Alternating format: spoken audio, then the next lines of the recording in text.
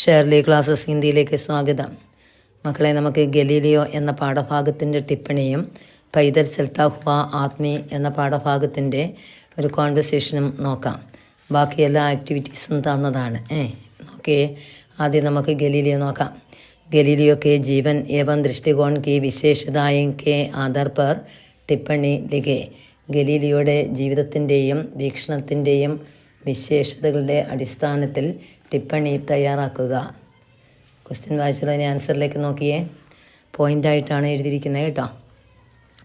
നോക്കിയിരിക്കുക, വായിക്കുകയാണ്. ഗലീലിയോ ഏക മഹാൻ വൈജ്ഞാനികെ ഗണിതജ്ഞ ആർ ഖഗോൾ ശാസ്ത്രി ഥേ. ഗലീലിയോ ഒരു മഹാനായ വൈജ്ഞാനികനും ഗണിതജ്ഞനും ഖഗോൾ ശാസ്ത്രി ജ്യോതിശാസ്ത്രജ്ഞനും ആയിരുന്നു. ഉൻകെ ജീവൻ മേ സത്യക്കോ മഹത്വ ദിയ. അദ്ദേഹത്തിൻ്റെ ജീവിതത്തിൽ സത്യത്തിന് പ്രാധാന്യം മഹത്വം നൽകി. വേ സത്യ और വിജ്ഞാൻ കെ പ്രതി നിഷ്ഠാവാൻ ഥേ. അദ്ദേഹം സത്യത്തിൻ്റെയും വിജ്ഞാൻ ശാസ്ത്രത്തിൻ്റെയും നേർക്കെ നിഷ്ഠയുള്ളവനും ആയിരുന്നു. വേ സബൂത്ത് കെ ബിന കോയി സ്വീകാർത്ത നഹി ഹേ. സബൂത്ത് തെളിവ് കെ ബിന കൂടാതെ, അദ്ദേഹം തെളിവുകൾ കൂടാതെ ഒന്നും സ്വീകരിക്കുകയും ചെയ്യില്ലായിരുന്നു. സമാജ് കെ ഗലത്ത് ധാരണാവും കോ വിരോധ് കിയ. സമൂഹത്തിലെ തെറ്റായ ധാരണകളെ വിരോധ് കിയ എതിർക്കുകയും ചെയ്തു. ജീവൻ കെ കുച്ച് അനുഭവം കെ ആധാർ പറെ കൈ ആവിഷ്കാർ കർ സകെ. ജീവിതത്തിലെ കുറച്ച് അനുഭവങ്ങളുടെ അടിസ്ഥാനത്തിൽ ധാരാളം കണ്ടുപിടുത്തങ്ങൾ ചെയ്യാൻ അദ്ദേഹത്തിന് കഴിഞ്ഞു. ഡോക്ടറെ പഠാനെ കെ ലിയെ പിതാനെ ഭേജ. ഡോക്ടറേറ്റ് പഠിക്കാൻ വേണ്ടി അച്ഛൻ അയച്ചു. ലേക്കിൻ എന്നാൽ വഹ വിഷയ ബദൽ ലിയെ. അദ്ദേഹത്തിൻ്റെ വിഷയം മാറ്റി. ചുനൗത്തിയാ സ്വീകാർ കർണ തയ്യാർ ഹേ. വെല്ലുവിളികൾ നേരിടാൻ അദ്ദേഹം തയ്യാറായിരുന്നു. വേ ജിജ്ഞാസു ബുദ്ധിമാൻ ആർ ബഹാദൂർ ആത്മീ ഥേ. ജിജ്ഞാസു എന്ന് വെച്ചാൽ ഉത്കണ്ഠ. വേ ജിജ്ഞാസു ബുദ്ധിമാൻ ബഹാദൂർ ആത്മീ ഥേ. അദ്ദേഹം ജിജ്ഞാസയുള്ളവനും ബുദ്ധിമാനും കഴിവുള്ള മനുഷ്യനും ആയിരുന്നു. വിജ്ഞാൻ മേ ഗണിത കാ പ്രയോഗ സ്യാദാക്കിയ. ശാസ്ത്രത്തിലെ ഗണിതത്തിൻ്റെ പ്രയോഗം കൂടുതലായി ചെയ്ത വ്യക്തിയും ആകുന്നു ഗലീലിയോ. ഉൻകാ ജീവൻ ഹംകോ ആകെ ബെഠ്നെ പ്രേരണ ദി ഗൈ. അദ്ദേഹത്തിൻ്റെ ജീവിതം നമുക്ക് മുന്നോട്ട് പോകാനുള്ള പ്രചോദനം നൽകുന്നു. വേ ദുനിയാക്കെ മഹാൻ വ്യക്തിയോമേ ഏക് ഹേ. അദ്ദേഹം ലോകത്തിലെ മഹാൻ വ്യക്തികളിൽ ഒരാളും ആയിരുന്നു. അത് കൃത്യമായിട്ട് വായിച്ച് പഠിച്ച് വയ്ക്കണം കേട്ടോ. അടുത്ത പൈതൽ ചൽത്താ ഹുവാ, അതിലെ കോൺവെർസേഷൻ വായിക്കാൻ. ക്വസ്റ്റ്യൻ നോക്കിയേ. मान ले सड़क से चलती दूसरी गाड़ी में बैठे हुए दो व्यक्ति सड़क पर चलते हुए आदमी को आदर की दृष्टि से देखते हैं. സടക്കിൽ റോഡിലൂടെ പോകുന്ന ദൂസരി ഗാഡി മറ്റൊരു വണ്ടിയിലെ ബൈറ്റിനായിരിക്കുന്ന രണ്ട് വ്യക്തികൾ സടക്കിലൂടെ പോകുന്ന ആത്മീയ നടന്നു പോകുന്ന പൈതലായി പോകുന്ന ആൾക്കാരെ ആദരവോടെ നോക്കുന്നു. ഉൻ ദോനോ കെ ഉൻ ദോ വ്യക്തിയോ കെ ബീച്ച് കെ വാർത്താലാപ് ലിഖേ.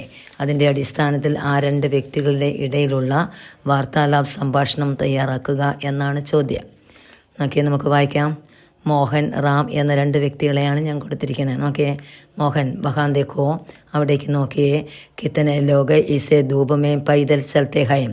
എത്രയോ ജനങ്ങളാണ് ഈ ധൂപിൽ എന്ന് വെച്ചാൽ വെയിലിലെ കാൽനടയായി പോകുന്നത്. അത് കേട്ട് റാം പറയാണ്, ഹാം, അതെ, മേനെ ദേഖാ, ഞാനും കണ്ടു. മോഹൻ പറയുന്നു, കുച്ച് ലോകെ ഉസേ റിണാസേ ദേഖ്തേ ഹൈം.